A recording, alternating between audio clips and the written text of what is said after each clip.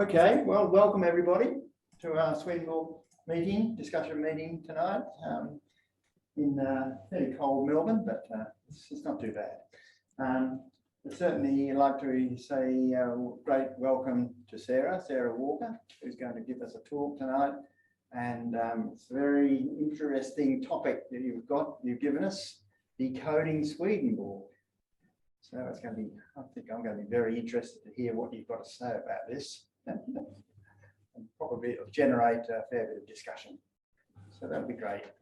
All right, well, I'll hand you over to Sarah and we'll get going for the meeting. Thanks, Sarah. Neville. I think I've met most of you, but if I haven't, yeah, I'm going to allow questions. Well, I'm going to suggest we do questions at the end. What I'm probably going to do is just do like a 20-minute slide presentation and then hopefully workshop some of the ideas. So I need to screen share to start with. You should be able to see my slide now. I think that all, yep. Yes, we can. Perfect. Okay. So I've titled this session Decoding Swedenborg. And like I said, if you've got any burning questions, please feel free to unmute or just speak up. But I'm not going to talk for too long, hopefully. So I'm hoping that there will be some discussion at the end of this.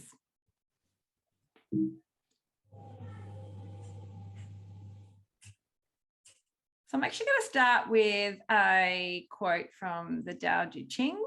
Heaven and earth are enduring. The reason why heaven and earth can be enduring is that they do not give themselves life. Hence, they are able to be long-lived.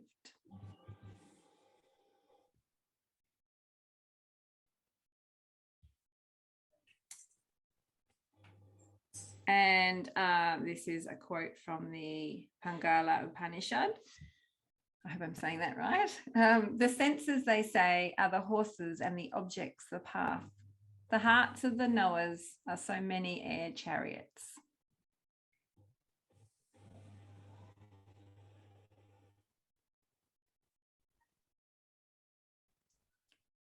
So, like most texts that teach about spiritual life, what Swedenborg shares and writes can at times be confusing, abstract, and seeming to contradict itself. He hops between a number of different main themes and weaves in and out of these.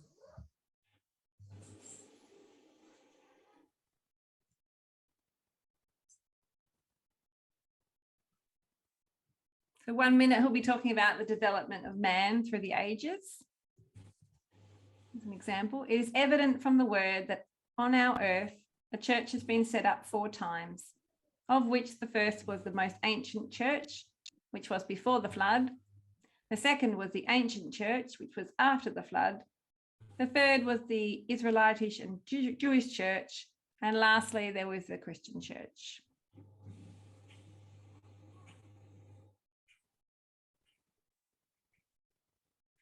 And the next minute, he might start talking about the glorification of the Lord. The Lord glorified his human, that is, put off the human from the mother and put on a human from the father, which is a divine human.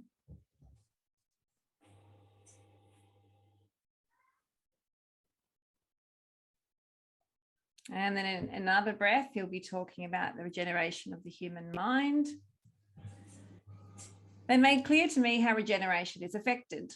The evils in man are removed and separated in the same manner as heaven and hell in their large form are separated, and that evils, as they are removed, turn themselves away from the Lord and gradually invert themselves. And this takes place in the degree that heaven is implanted, that is, that man is made new.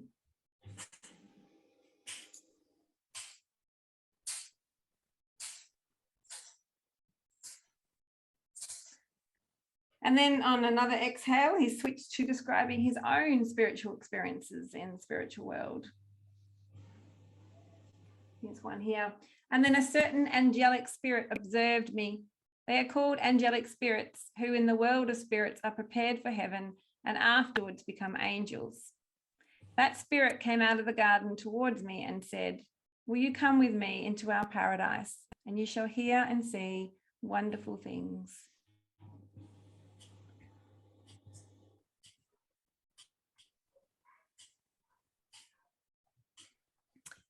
Then he might move into an exposition on a part of a biblical text.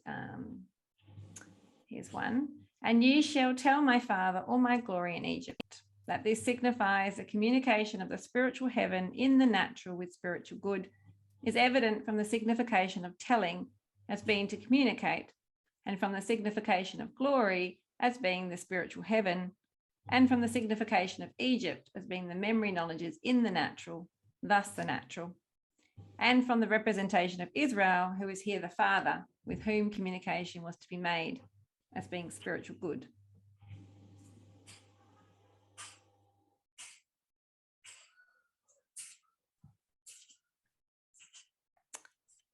And then Swedenborg might track off into a deep exploration of what the divine life is in relation to the universal cosmos, with a few interesting ideas thrown into the mix, like life on other planets. That there are many earths and men upon them, and spirits and angels thence, is well known in the other life, for it is there granted to everyone who desires it, from a love of truth and thence of use, to speak with the spirits of other earths, and thereby to be confirmed concerning a plurality of worlds, and to be informed that the human race is not from one earth only, but from innumerable earths, and moreover to be informed what is their genius, manner of life, and their divine worship.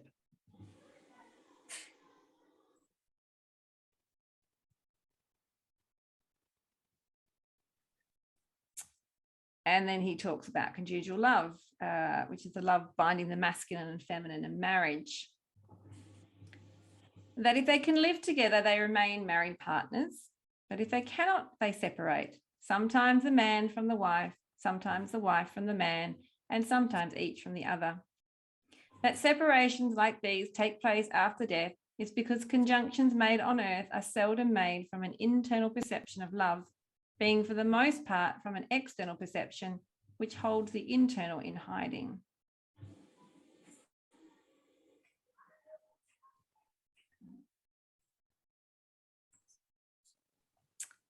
And he also talks about the functioning of the human body as a collective mind that is called heaven. Heaven is called the grand man because it corresponds to the divine human of the Lord. For the Lord alone is man, and an angel and a spirit, and also a man on earth, are men in exact proportion to what they have from him. Whatever is in man, both what is in the external man and what is in the internal, has a correspondence with the grand man. Not only all things in general and particular in man correspond, but also all and each in the universe.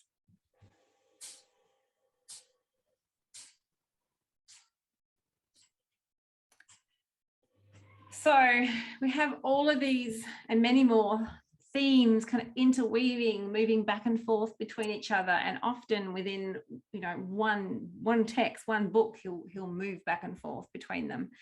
But we need to remember that above all else, first and foremost, the text, so the books that Swedenborg has been offered through the vessel of Swedenborg, they're spiritual texts. So like any spiritual text, they teach us about spiritual life, which is about the life of our own personal feelings and thoughts in relation to God, the Lord, the divine.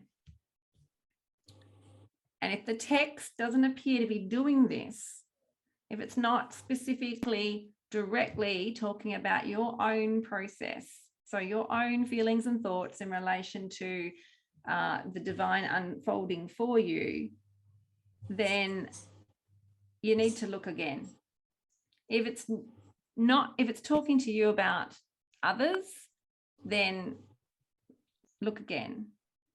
If it's talking to you about people and places that you have yet to visit or meet in another world or have yet to pass on through into, then look again. If it's talking to you about people and stages of life on this earth in the past, in history, then look again. It's a spiritual text, and it will always be talking about your own personal process.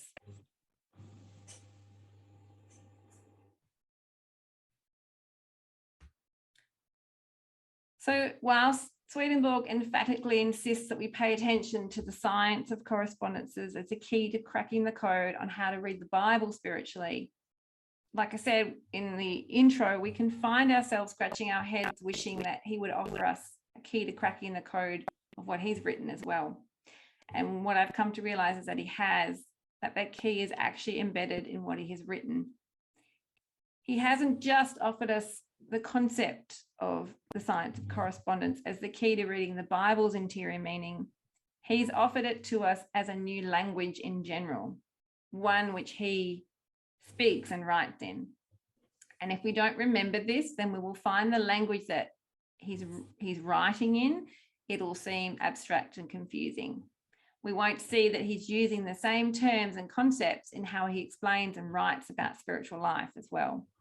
So whether it's a spiritual world or the development of the human race or the glorification of the Lord or the union of the masculine and feminine or life on other planets, he makes it really clear time and time again, page after page, in fact, that the terms he is using aren't meant to be read in the usual way that we would read them in our day-to-day life in the world that we live in, or we primarily live in. He painstakingly defines the terms he uses many times over in every book that he writes and many times within each of those books. But if we aren't paying attention to that and don't remember to keep those definitions in mind as we read past the point where he's defined them, then our thinking gets drawn back to a more material world understanding of what he's saying. And we miss that he's using the language of correspondences to describe spiritual realities all the time when he writes. So it's always about the life of our mind or the process of the divine unfolding for us. And I came across this really lovely quote about keys. Actually, it was in Apocalypse Explained, but it was within it. And the key of the house of David I will lay upon his shoulder, that he may open and none shut, and that he may shut and none open. If you go and have a search of that, there's a whole passage in Apocalypse Explained centered around that idea.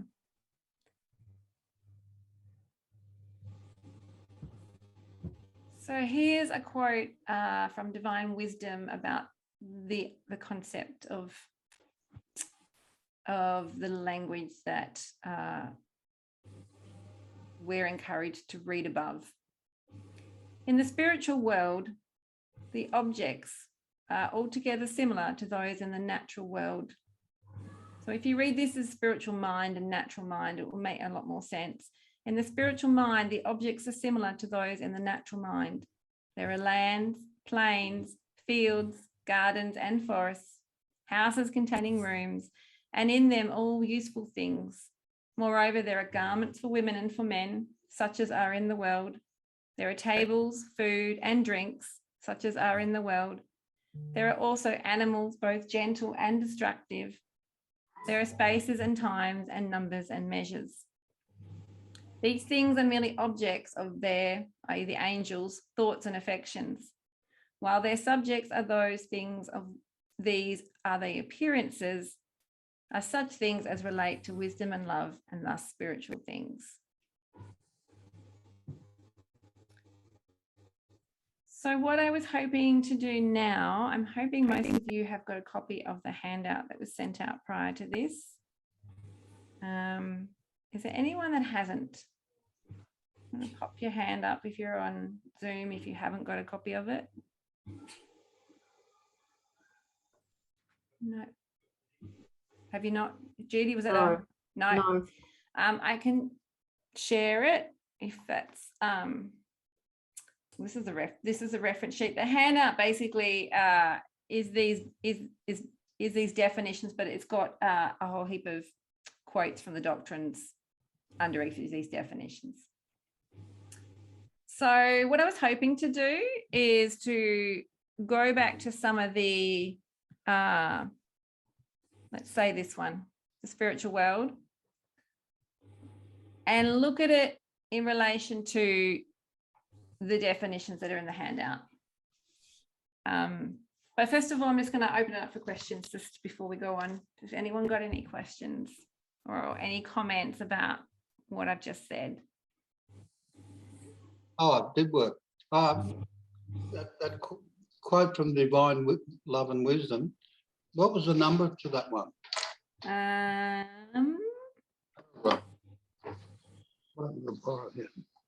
Divine Wisdom, this one? Yeah. So it was 7.5, section 2. Yeah. Okay. It's Divine Wisdom. Yeah. Yeah. Oh, good. Yeah. Thanks for that. Same as Divine Love and Wisdom, or is there a different? It's Divine Wisdom. It's Divine Love and Wisdom, and then there's Divine Wisdom and Divine Love. This is Divine Wisdom. Right. Yeah. Mm. So what I was hoping to do was just more of a workshop now, hand it really back over to the group, and to look at some of the quotes that we've used here, and to see, just to look at how you could read it as a spiritual reality within yourself. So if you go to the handout where it talks about heaven,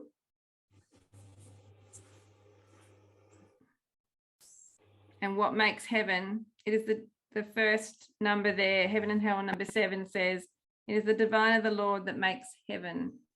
The angels taken collectively are called heaven, for they constitute heaven. So in order to be able to read that, you could also look at, well, what is an angel? What is an angel defined as? How has he defined it? He's defined angel as a truth and it's good. So heaven is a collection of truths and their goods. So if you think of that as a spiritual state within you, heaven as a spiritual state is a collection of truths and goods within your own experience of what is true and good. So if you read this quote here and read heaven as that, then there are angelic spirits who are in the world of spirits who are prepared for that state of a collection of goods and truths within you, and afterwards becoming an angel. You also had another definition for the angel somewhere in your presentation, but I can't remember where. My impression was that it was like some kind of a thought or a mental reality. Well, they're all mental realities, I guess. And I guess that's the point I'm making, is that even though the text seems to be describing a place that we can visit when we die, if you read above that and read it as him talking in the language of correspondences, then he's describing a spiritual state that we can experience now. So an angelic spirit observing me could be an experience of a truth that has entered into your life that is observing the sense of self, or observing your thoughts and affections.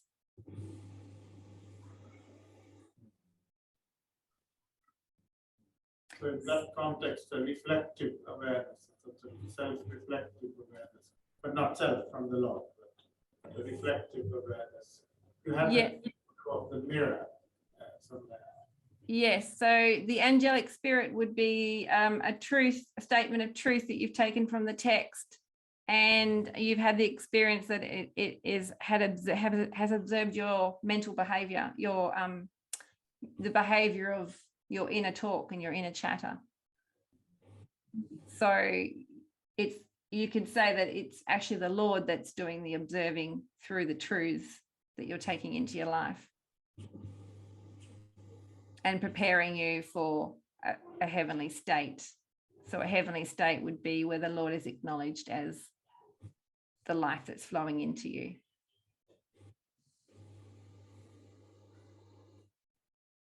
But here there's a context of some sort of vague awareness that there is something better. The Lord through the angel is telling me, will you come with me into our paradise and see and hear the wonderful things? So a certain awareness that there is something for me to so to speak, go out and see.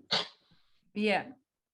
Yeah, brings to mind the passage for those who have eyes to hear, eyes to see and ears to hear. Let them hear and see. Yeah. So what would be the wonderful things that you could hear and see? The thoughts of the angels. Yeah.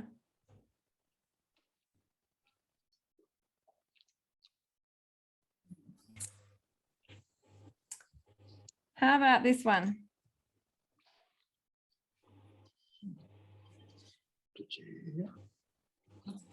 I mean, if you read that literally, it sounds pretty out there. I've often, growing up in the church, when I'd asked about the book, like Earth and the Universe, some people would shake their head and say, well, I think he got it wrong. He got that bit wrong. But if you read it as describing a state, a process, a spiritual text within something that's describing your own inner process, then he's using the imagery of the planets and the earth and the sun to describe your own inner processes. So has anyone got any ideas about so I've defined earth as the natural mind or the external mind or man. Earlier I had a question which I felt it was not quite the time to ask, but it may relate to this situation. Now, you mentioned earlier that on this earth we had 4, or at least the last one is still there. Or the churches. Do you want me to go? I can go to that screen if you like. This one? Yeah, I think. Yep. Yeah. Now, the man, and through the 4 ages, but now there are also many earths. So that means in the other earths also we have these 4 churches.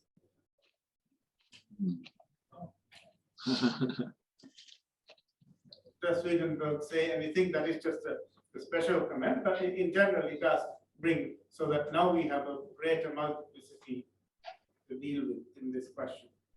Well, it depends on how you define earth. And that's, I guess, the point I'm making is that he defined the earth, an earth, as the natural mind or the natural man or external man. But if you read further, when he talks about man, which when the text is actually homo in the Latin, he means the mind. He doesn't mean a person. He means the mind. We talk about having a mind. In fact, we've probably got many minds, many levels of that mind. And that's how I would perhaps interpret that quote from the Earth in the Universe, or Life on Other Planets, whatever you want to call it, in that same way. Let's go back to it. Yeah, that's nice. Realise that we see life differently. We receive life from the Lord in different ways, in different stages of our life, but also, almost at the same point in our life. Makes sense? I don't know. Well, if you read them as states, if you read them as experiences that you can experience, the many earths, if that's the natural mind, yeah, there's many different experiences of the natural mind. Then what is the natural mind? Can I ask the group that question? Well, that's the question. What is the natural mind? It seems to be just a conglomeration of thoughts, and somehow the unit that's occupying the body identifies with the thoughts and believes that that's him. Would that be right? What's the difference between the spiritual mind and the natural mind?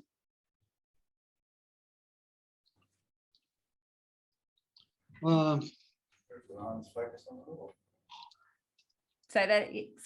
Can you say that loudly? please. Oh, I'd say that the definition of spiritual mind is the mind that's focused on the Lord's truth and good, which flow in. Yeah, so he often refers to it sometimes as the internal mind or internal man. And then under that quote in heaven, it's AC 1:16. Heaven signifies the internal man and earth the external man before regeneration. So, and then later on,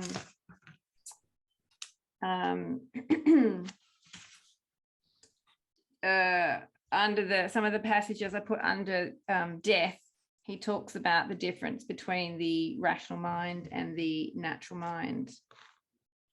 What number's that? It's under death, AC 3498. Okay. That's the awakening of the natural mind to the spiritual mind. He, often we'll talk about the fact that the word is what awakens the spiritual mind. And before that, there is only the natural mind. And the natural mind is a state that is ruled by the hellish proprium. So the sense of self that believes it is God, that believes that life flows into it. It doesn't have any acknowledgement of anything but itself. And the spiritual mind is opened by truth. So the spiritual mind is what starts to allow the natural mind to be reformed, if you like, because the spiritual mind starts getting opened up and the truths from the text or the word start to have an effect on how you view your life, how you view what reality is.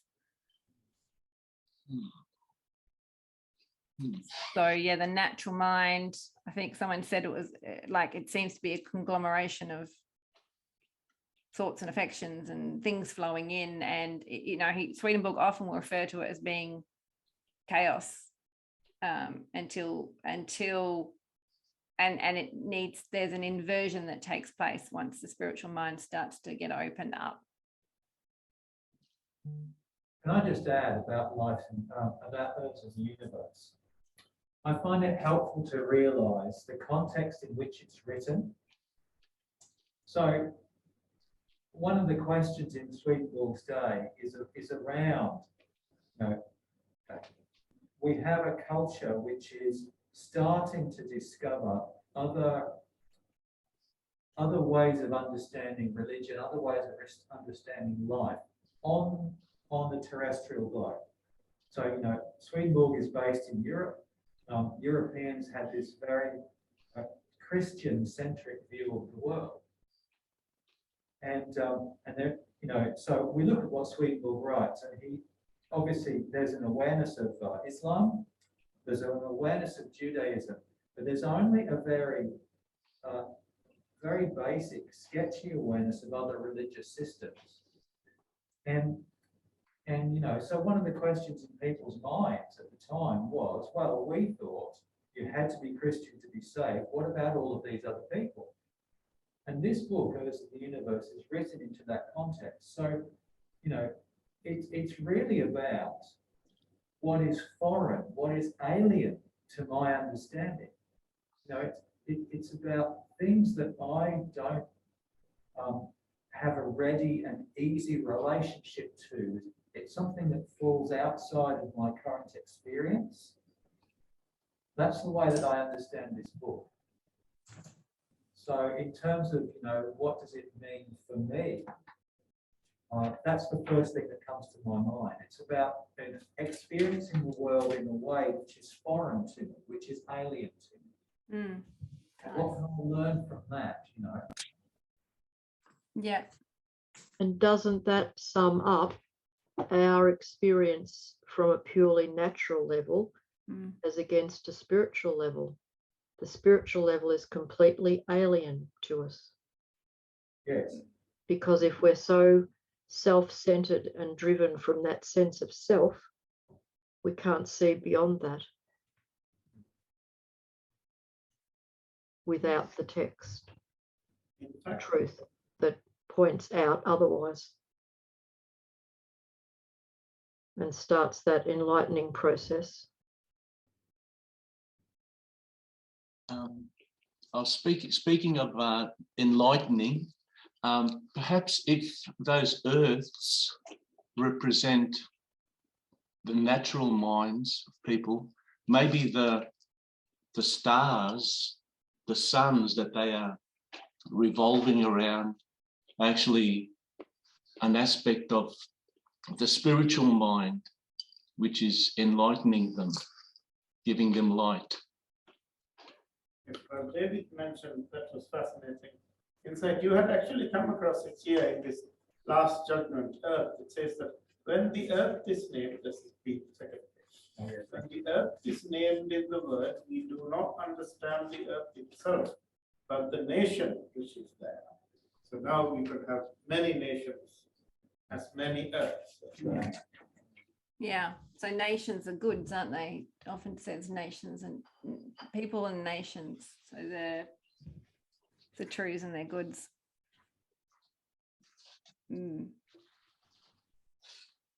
What about the idea of human?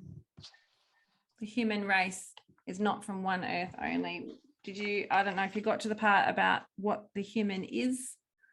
Because when we read the word human, we immediately have an image of a body. But again, as a spiritual reality, when he talks, he uses the word human, he means the form of what is human as a spiritual form. So he means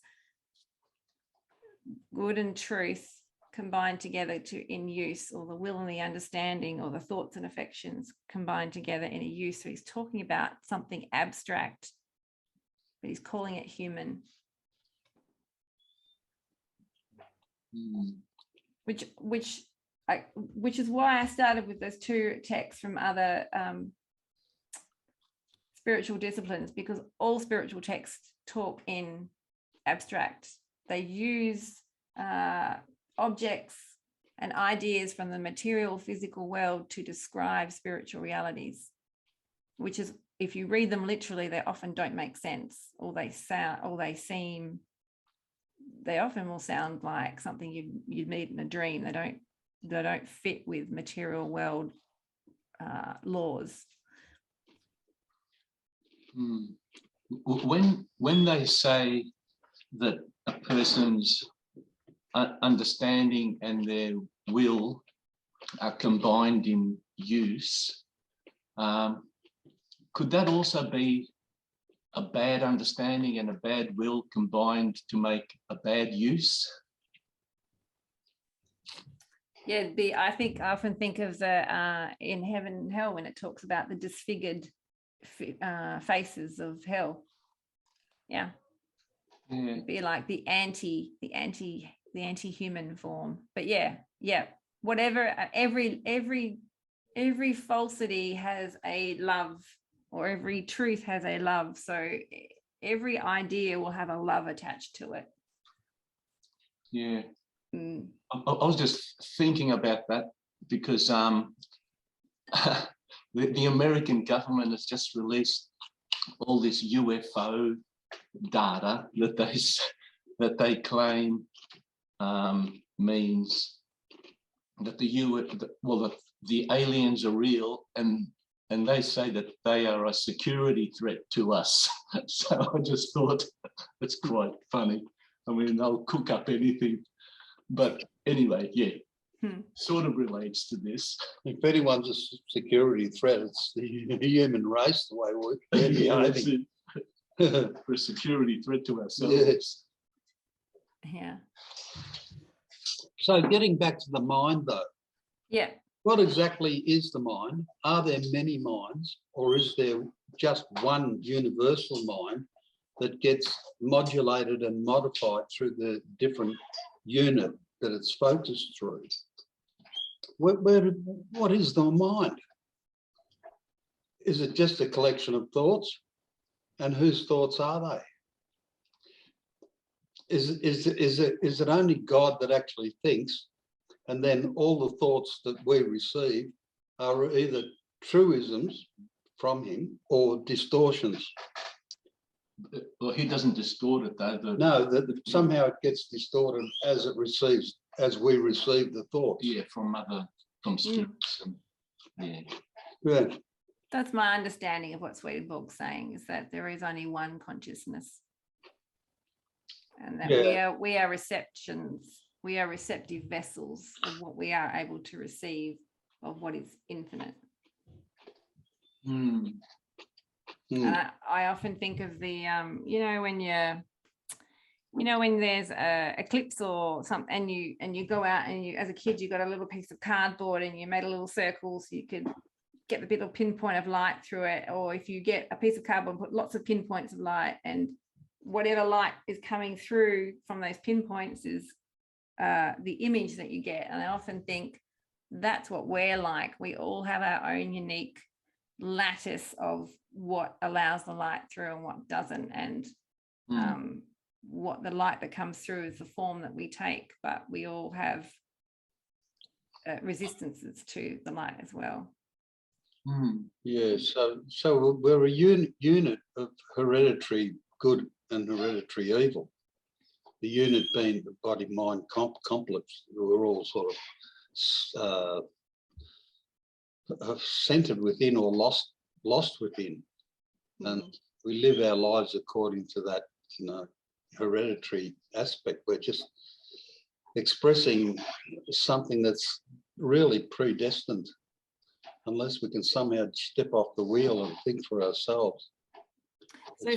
So Swedenborg says that there has to be a text of some sort to offer divine revelation.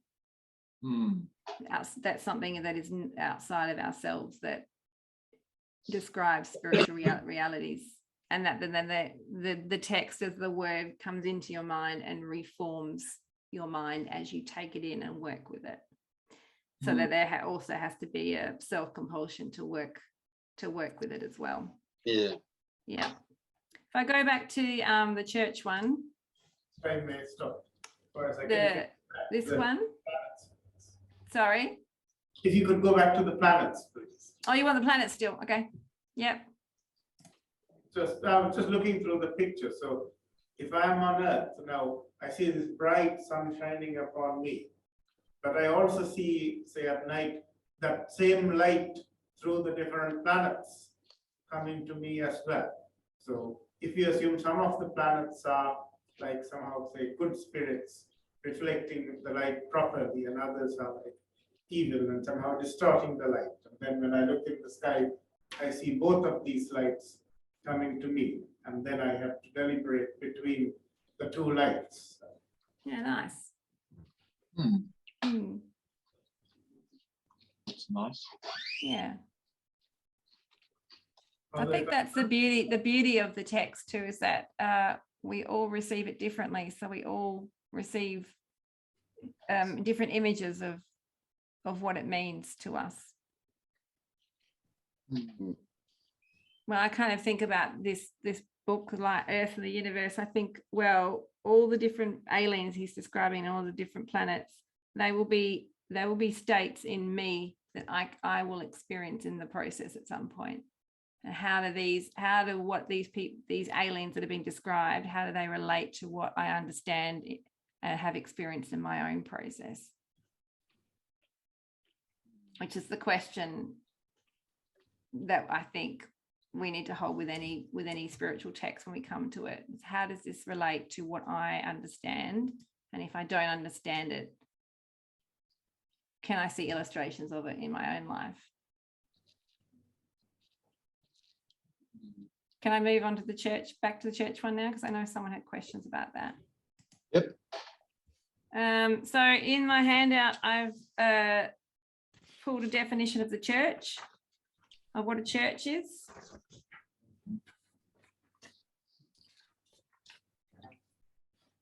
And these are just some I found. There's literally hundreds. A church is the Lord's heaven on earth, the marriage of faith and charity, the Lord's truths and goods as a collective in the natural or the external mind.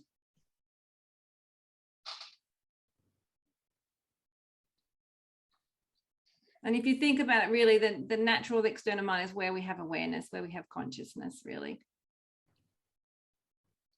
So it is evident from the word that on our earth, a church has been set up 4 times. So how does this describe a process in you? Of which was first was the most ancient church, which was before the flood. The second was the ancient church, which was after the flood. The third was the Israelite and Jewish church. And lastly, there was a Christian church. And then we know that there was also the final new church. And that's what he talks about anyway.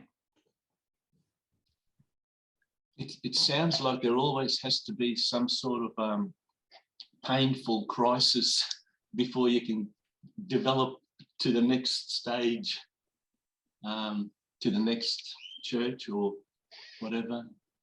Like I think for Adam, I mean, they were pretty innocent and they were like a blank slate. And then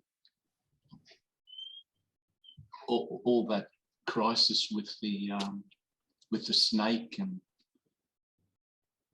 happened, and being expelled from the Garden of Eden. And then after that, with Noah, there was the crisis of the flood. It always seems like we have to go through something really painful in order to move to the next stage. Yeah. Well, the most ancient church to me is that state of silence that you can go to where there's no thoughts and you know what is right. There's just rightness without discussing it, thinking about it. It's just correct behaviour, correct behaviour to your fellow man, to animals, the world. And that, to me, that's the ancient church within, as you said, you know, what does it mean, the different churches within the individual? Mm. And so within this individual, if you can call them, yeah, that's what the most ancient church is. It's just the pure state of correctness and righteousness without having to think about things through. You were right. Like you were, well, to quote Swedenborg, we were created in order. We were in order and fell from order as a you know, as a byproduct of basically ego, essentially, you know, I do, I am, you know, rather than handing it over to the divine state, which is true being, you start to question it, and then we just went off the rails. Yeah. And, yep. And that's it. And now somehow we're really at a lost stage, and humanity's really at the lowest ebb it's ever been at, because it's universal now. The corruption and the hatred and the godlessness, it's in all governments now. So what's the next step? Where do we go from here? This is the biggest crisis that we've ever been in history. Before they were localized, even the First, Second World War, they were localized, but now it's in everything. It's in the finest details now, the evil. So what happens from this point on?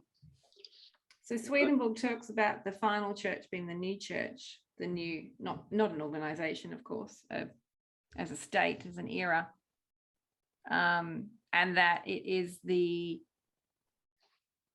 same as the most ancient church, but it operates, so it's celestial, but it operates from wisdom, whereas the most ancient church operated from ignorance, in that it was innocent. It was like childlike. It's that childlike innocence, whereas the new church state is childlike, but it's in wisdom. Oh, I see where you're coming from. Yeah, that makes sense. Yeah, I dig that. So there's a big learning curve to go through to get to that state of wisdom that you're just referring to, so that you're in a state of innocence, but through being wise. Yeah. And we cycle through it too. Like, you know, this most ancient Jewish, Christian, new church, it's the creation process. It's something that we cycle through. If you think about He's defined a church as a experience of a truth becoming true in your life, and it becomes true when you see the good in it that it has in your life, the use that it has. So it's, you know, we often liken this to the idea of taking an idea from the text, and you're in this state of ignorance as to how it actually applies to your life. But there's a belief that it's true, and there's a desire to work with it in your life as a task or something. And then you would cycle through these churches within you to arrive at a knowing that it is actually true, because you've seen it illustrated and you've seen the good that it can do in terms of offering an opportunity in a moment to allow you to observe what's needed in the moment. Yeah. Swedenborg, it sounds optimistic, which is great, that there will be this new church at the end. And I hope he's referring to this earth as far as that goes, and not some other one. I mean, yeah, it'd be nice for them too. I mean, I don't want to, you know, I don't want to see any aliens in misery on their planet, but it'd be nice if he was referring to this earth when he's talking about the new church being established and continuing onwards. Well, again, if you come back to the idea that this is a text about spiritual life, then it's within us. It's relevant because it relates to you. So he's using the description of what it looks like in an earthly experience of the world, you know, and someone was talking about, you know, looking out into the world and seeing the crisis that it's in. So what we see in our world around us is a reflection of what we understand within us. So you can use what you see and you interpret in your physical material world manifestations. You can use them as opportunities for inner growth and reflection. Because everything in this plane of life exists because it exists as a spiritual reality. Yeah, so it's happening in the spiritual world and it's manifesting in this world. Yeah. And what is the spiritual world? Our minds. Well, our minds, or those that are in heaven and hell currently and have been there. The collective. Yeah, the collective of what's already there, the good and the evil. So that conflict between heaven and hell in the spiritual world is somehow manifesting here in this physical dimension. And we're copying the results of that. No, we're making them. Well, we're the microcosm of that macrocosm that you've just talked about as well. Those just described also exist within us.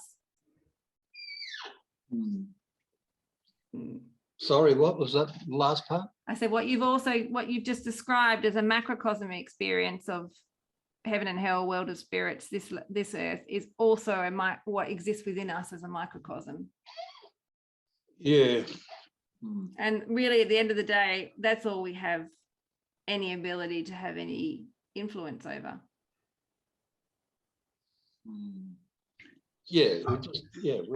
So we have some ability to reflect on what our own mind is trying to tell us, in other words. So you end up observing what's going on in your own mind, and that's basically what this text is telling us, that we cycle through that and we think we might get to a certain part of our life, and then we cycle through it again because we continually trip ourselves up and have to remind ourselves that we need to keep returning to the text and seeing what it is that it's saying to us as individuals, and then it becomes less about what it looks like out there in the big wide world and more about what I'm doing. Mm. Mm. When you look at this, the slide that you've got up there, Sarah, so the man through the ages and this idea of the four churches. For me, this is one of the clearest times to, you talked about the macrocosm and the microcosm. Because so these four ages, these four spiritual ages, Swedenborg is frequently talking about the four ages of man, which relate also to the four periods of the day and the four seasons of the year. Yeah. And looking at this all together, this is where I get the clearest sense that, yes, okay, you can look at the whole sweep of human history, and actually it lays out before me my own personal spiritual history, my own personal spiritual development. You know, so you can look at the most ancient church and you can see a young child. You can look at the ancient church and see the growing child. The Jewish and the Christian church, then adulthood and then old age. And then the way that relates to the year, the way it relates to the seasons and that cycle of growth that takes place. So, you know, just responding to what Louis was talking about with the new church and that very positive view that Swedenborg has of, you know, the new church will be the crown of all churches. In a sense, that's the fifth. That's the return to the beginning of the cycle again, in a sense, the most ancient church. It's the spiritual world. And it's open to every single one of us have that opportunity to step into that spiritual world with that new enlightened understanding of things. Now, and whether that happens here or whether that happens in the next life, well, you know, who knows? But we have that opportunity. And every planet has that opportunity too. So yes, it would be lovely for it to happen here, but even if it doesn't happen here, I can still experience it. Mm. Right. Yes, I might have something as well, because I saw actually two trends going on here. So sometimes, like say, when I first read the Bible, there's kind of a vague impression, and say some calamity in life happened, and then I remember, I know what it means. Then, you know, you kind of gradually improve, and go. But in this sequence, you actually keep getting worse and worse and worse and worse, and then you go back, because it's almost like in most ancient church, Jewish church, Christian church, and new church is actually the most ancient church. Mm. You go Yeah. spring, autumn, winter, spring, summer, autumn, winter. We are actually back in spring. Yeah, he likens the most ancient church to the new church as being celestial, and the Christian church, the ancient church, has been the spiritual. So you've got this turnaround point, like you just mentioned, the lowest point, which is the Israelite Jewish church. Yeah. Even though there appears to be a decline through those churches, in fact, you know, each one, Yes. that's sort of the literal reading the Bible, in the sense, has somebody who carries it on into the next phase. You know, they have a true sort of wisdom and understanding that they can then go on to the next stage, and then it goes on further through to the next stage. Yeah. So there's always something there, and that's got to be the same within us, really. Exactly. And I often think about that when if you read it very literally, it looks like, oh my goodness, the human race is going to the pits, really. But it is a process of purification that's been described.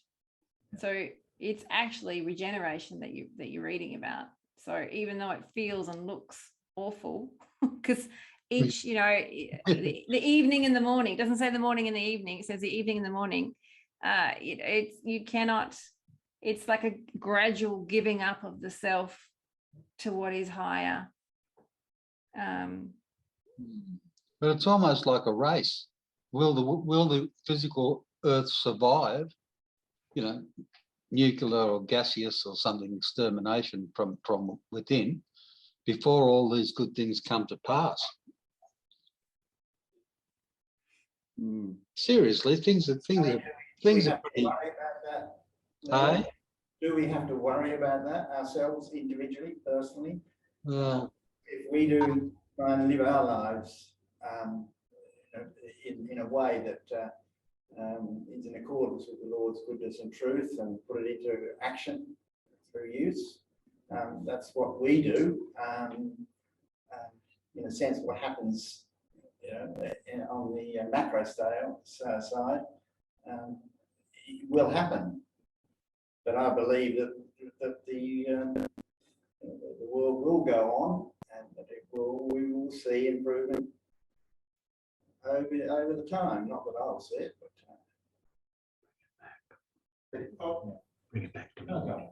Or to get the kind of the microcosmos reflection. Another way is that I'm getting older and older. Would I live long enough to see through this? well, Would I die before I make it? So that kind of sense I get too. I think that we need to, part of the development of wisdom is to see the depravity of which we are capable. And I think, for us to be, it's kind of relates to what you were saying before. For us to reach the heights spiritually, we must appreciate the depths of which we are capable of, and the absolute evils of which we are capable of committing. So we see all of this stuff coming up, and it presents to us the reality that could be. And that gives us a very stark choice. Do we take that path, that very destructive path, or are we, are we striving after something better? Are we looking for other principles beyond, our own selfishness and greed? So, we can't get away from that really, but we've got to face it. We've got to see the evils that we're capable of before we can then have any hope of developing. Otherwise, we just hide it and bury it, and it festers, and it does us no, and it'll break out in that way and overtake us and consume us. That's my sense of things. So I'm kind of hopeful that all will be as it needs to be, but it's going to be a painful process to get there. Well, actually, just describe spiritual work, haven't you, David? Well, I have. That's. I mean, when I think about the the history and what's happening, and I just think, well, there is no time and space in the divine, so everything has already happened all at once. The process is already laid out.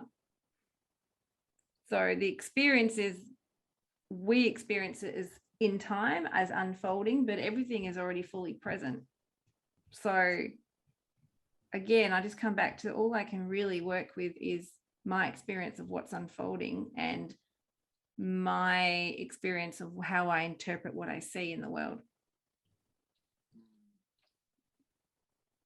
And I guess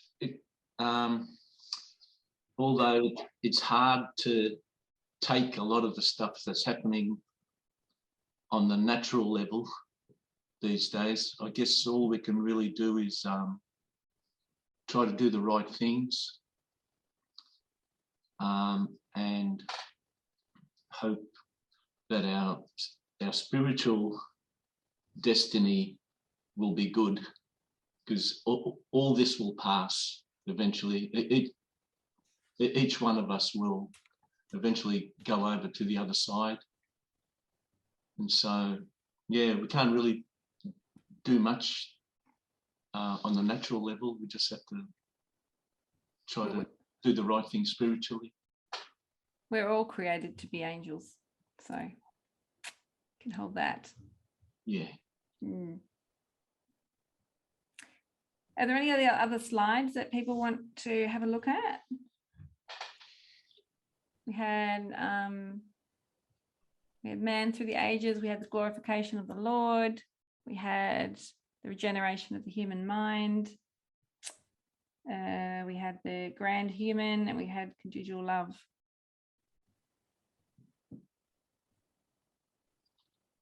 I feel like you guys have touched on the grand human, this one, what you were just talking about then, actually.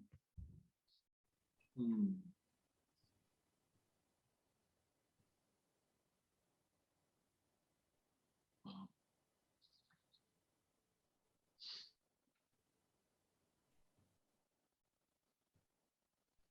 You could go back to that, the Lord shedding his human from the mother, Yeah. from the father.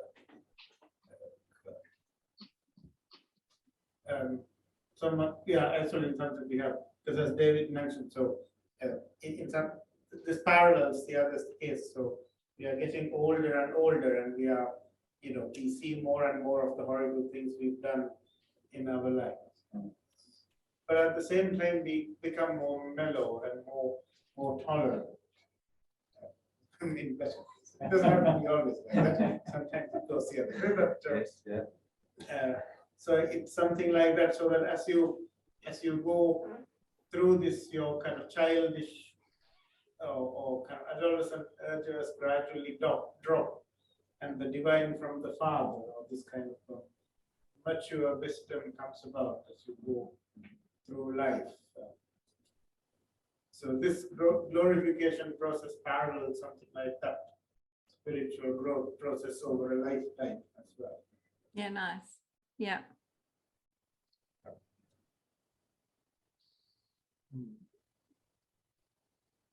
Does anyone have any thoughts on this? Anyone else?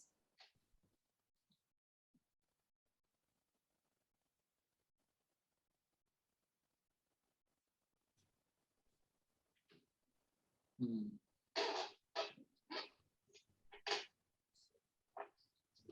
Well, I just know it's the most difficult of all times to have any faith. I think Jesus even said that the elect will have their doubts.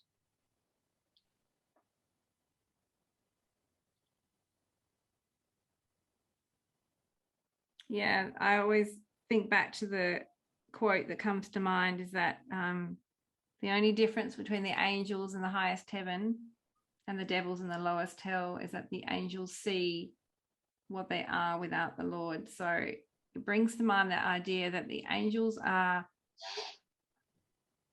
in the greatest awareness of the hells that exist. They see them clearly. And are able to be held in that, in seeing them as well, in that balance, because they're able to remove themselves from the idea that they are no more that than they are an angel. They're a vessel really of reception. So in many ways they are the devils as much as they are the angels, because they are what flows through. So none of it is us. Yeah, that's good perception. What's a good number reference to go to for that info? To that one, I use that one a lot, and I don't have a number offhand. I will find one and I will send it to Leo. Leo? Leo. Yeah. Is it from the Arcana? Probably. I would say. Yeah, or Heaven and Hell, one or the other. No, I don't think it's from heaven. Because I know heaven and hell pretty well. All right. But yeah, persevere with that one if you can. It's really got some good thinking in that. Where do you want me to send that to? Just to my email, Leo. Me, Sarah, I'll pass it on. Okay. Yeah, all right, good, thank you. Make sure anyone who's here tonight gets it. Okay. Yeah.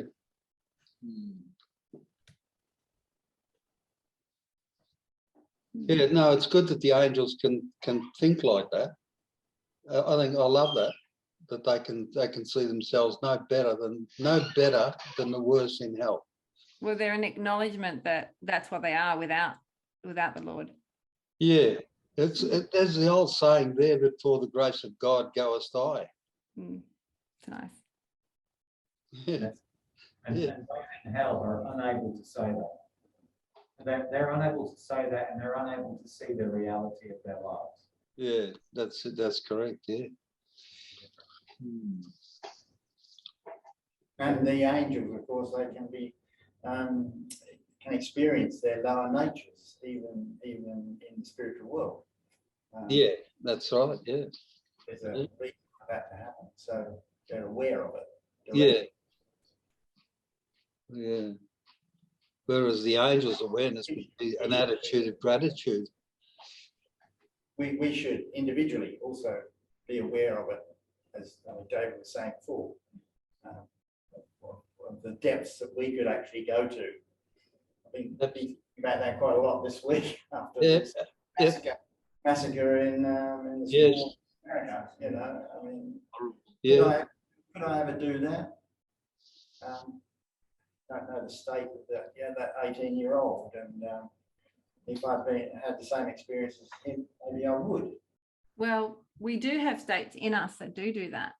They may not manifest, but there are states. That's what the hellish proprium is.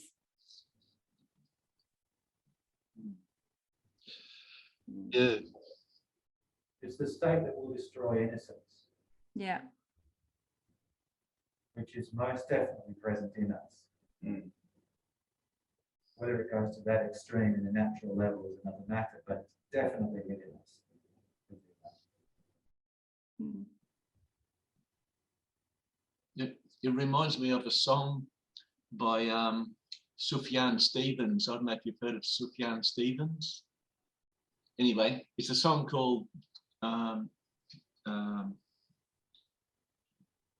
was it? Was it William Gacy?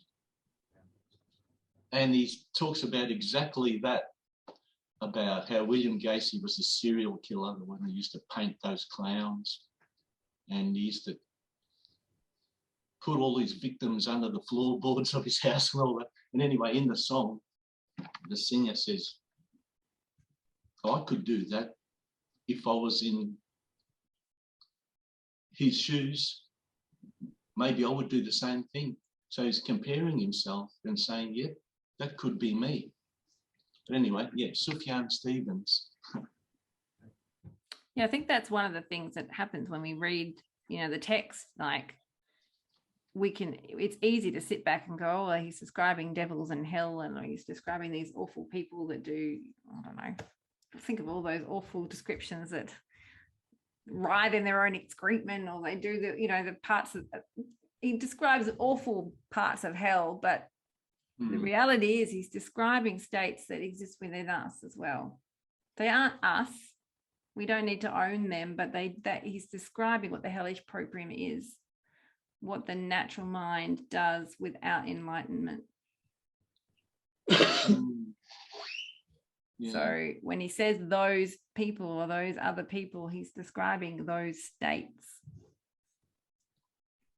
And I guess he's trying to enlighten us so that we can not say and not claim those states as being us. He wants us to be able to dissociate and from them. And they can all play out within your mind. You don't have to act on them. They can, in a sense that you don't have to physically do them, but you can hang on to the thought with delight, which is as good as doing it. Yeah, yes, but you're right. Once you can identify that they're not you any more than the good that flows in is you, then there's a freeing in that, because you're able to step back from identifying with it. Yeah, well, that's what Swedenborg said. Throw those thoughts back into the hell from which they came. Yeah. Yeah, and they never take a holiday either. The evil ones, they never sleep. No, They're always on tap. Yeah, especially Halloween. Yeah. Well, Sarah, if it's all right, we might draw a line under tonight, if that's okay. And I'd like to say thank you very much for presenting to us. It's been very interesting what you've had to say, and the discussion I think has been fascinating. So thank you very much for leading us. And I'll just make sure that everybody's aware. Sarah has recently finished the ordination course within the New Church in Australia Theological College, and we're looking at making arrangements for her ordination, and she'll be continuing to work within a local practice space. And I should mention, which is just brand new, hot off the press today, is that she's just signed a contract with New Church in Australia to be assisting David Miller, who is the Director of Spiritual Training, with his work in the New Church College. So I've already said welcome to Sarah personally, but I think that's something we can all celebrate. I'm very much looking forward to what Sarah has to contribute to the church. I mean, she's already contributed a great deal, as I'm sure you can appreciate tonight. So look, thank you very much, Sarah, for everything that you've led us in today. No, thank you for the opportunity. It's a pleasure. Good one, Sarah. Good one. Thank Sarah, you. were you born into a Swedenborgian environment?